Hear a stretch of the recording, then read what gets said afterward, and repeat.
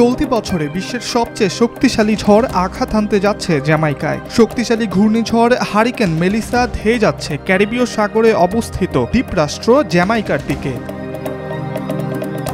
ঘন্টায় সর্বোচ্চ ৩০০ কিলোমিটার বেগে বয়ে যাওয়া হারিকেন মেলিসা বর্তমানে ক্যাটাগরি 5 ঝড়, যা সর্বোচ্চ মাত্রার। এটি আরও শক্তি সঞ্চয় করছে। ২৮ অক্টোবর এক প্রতিবেদনে এই তথ্য জানিয়েছে ব্রিটিশ সংবাদ মাধ্যম বিবিসি। সংবাদ মাধ্যমটি বলছে, ইতোমধ্যেই সেখানে অন্তত ৩ জনের মৃত্যু হয়েছে। জ্যামাইকার পাশাপাশি হাইটি ও ডোমিনিকান রিপাবলিকেও এই ঝড়ে অন্তত ৪ জনের মৃত্যু হয়েছে।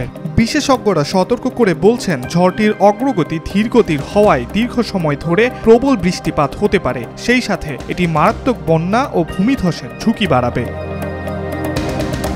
মার্কিন জাতীয় হারিকেন কেন্দ্র এনএইচসির সর্বশেষ তথ্য অনুযায়ী সর্বোচ্চ বাতাসের গতি ও নিম্নচাপের দিক থেকে মেলিসা এবছর বিশ্বের সবচেয়ে শক্তিশালী ঝড়। বর্তমান শক্তি অনুযায়ী ১৮৫১ সালে রেকর্ড সংরক্ষণ শুরুর পর থেকে জ্যামাইকায় আঘাত হানা সবচেয়ে শক্তিশালী হারিকেন হবে এটি।